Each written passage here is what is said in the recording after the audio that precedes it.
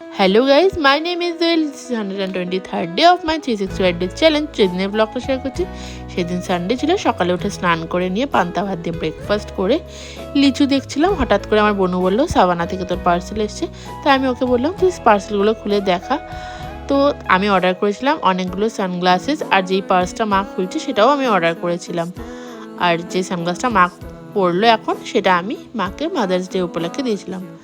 তো তারপরে লাঞ্চ করার টাইম হয়ে গেছে। লাঞ্চে ছিল খারকন বাটা, ইলিশ মাছ দিয়ে লাউ দিয়ে ঘন্ট আর ইলিশ মাছের ঝাল।